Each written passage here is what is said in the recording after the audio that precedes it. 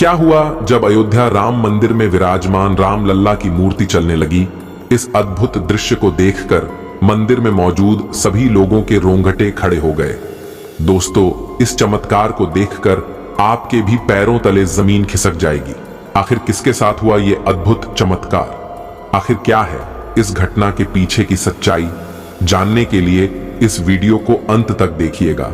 Video शुरू करने से पहले अगर आप एक सच्चे सनातनी हैं और राम मंदिर बनने से बहुत खुश हैं, तो कमेंट बॉक्स में जय श्री राम जरूर लिखें। और अगर आप हमारे चैनल भक्ति इनसाइट पर नए हैं तो चैनल को सब्सक्राइब कर लीजिए और बेल आइकन क्लिक कर लीजिए।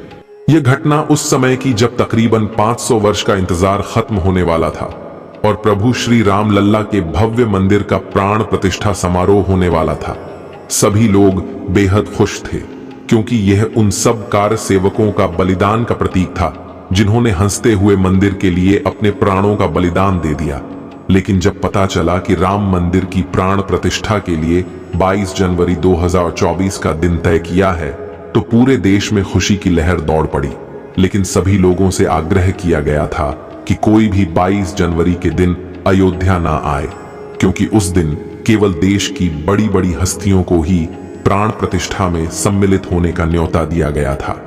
देश के प्रधानमंत्री नरेंद्र मोदी ने देश के समस्त नागरिकों से 22 जनवरी के दिन दिवाली मनाने की विनती की थी और 23 जनवरी से सभी को अयोध्या आने के लिए निमंत्रण दिया था।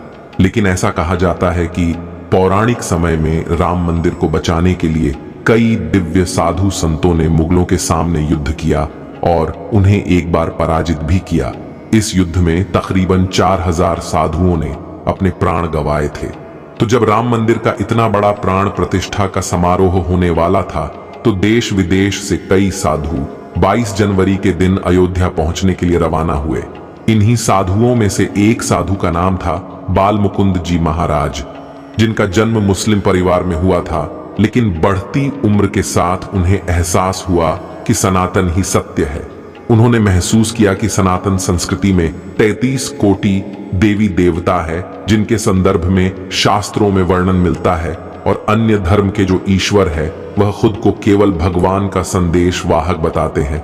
केवल एक भगवान श्री कृष्ण ही है जो डंकी की चोट पर कहते हैं कि मैं ही भगवान हूं। 5 साल की उम्र में उन्होंने अपना घर बार त्याग दिया और सनातन धर्म में शरणागति ले ली। इसके बाद वे पूरी तरह से सनातन के ही हो गए। यह बात बहुत कम लोगों को पता थी कि उनका जन्म एक मुस्लिम परिवार में हुआ था। वह राम लला को अपना इष्ट मानते थे। जब वे राम मंदिर के लिए रवान हुए तो उनके अंदर एक गजब का उत्साह था। वह राम लला की प्यारी मुस्कान को अपनी आंखों से निहारना चाहते थे और अपना आगे का जीवन अयोध्या में ही बिताना चाहते थे। 22 जनवरी 2024 को वह अयोध्या पहुंच गए। वे राम लल्ला के दर्शन करना चाहते थे, लेकिन उस दिन किसी भी आम श्रद्धालु के लिए दर्शन खुले नहीं थे। इसलिए उन्होंने एक दिन का इंतजार किया और 23 जनवरी को वह प्रातःकाल ही जाकर लाइन में लग गए। लेकिन जब वह एंट्री गेट पर पहुंचे तब भीड़ की संख्या काफी बढ़ चुकी थी। उस दिन अयोध्या राम लल्ला के दर्शन करने के लिए 5 से 6 लाख श्रद्धालु आए थे। फिर भी राम नाम लेकर वह लाइन में लग गए। लेकिन कहते हैं ना, भगवान कभी भी अपने भक्तों के साथ अत्याचार नहीं करते, वह उनकी परीक्षा लेते हैं। लेकिन जब भक्त उस परीक्षा में सफल हो जाता है तो उनकी नया पार भी लगा देते हैं। ऐसे ही जब बाल मुकुंद जी महाराज दोपहर के समय रामलला के दर्शन के लिए लाइन में लगे हुए थे, तभी वहां पर एक छोटा सा बालक आया जिसने उनका हाथ पकड़ा और एक अन्य रास्ते से उन्हें राम मंदिर के अंदर ले जाने लगा। वे ये चमत्कार अपनी आंखों से देख रहे थे कि कोई भी सुरक्षाकर्मी उस बच्चे को रोक नहीं रहे थे। उन्हें ऐसा लग रहा था मानो वह बच्चा मंदिर के मुख्य पुजारी से जुड़ा हुआ है। कुछ ही देर में वह बच्चा उन्हें राम मंदिर के अंदर ले गया, जहां बाल मुकुंद जी ने रामलला के बहुत अच्छी तरह से दर्शन किए। लेकिन जब वे उस बच्चे को शुक्रिया कहना चाहा तो बच्चा अचानक ही कहीं अंतर ध्यान हो गया।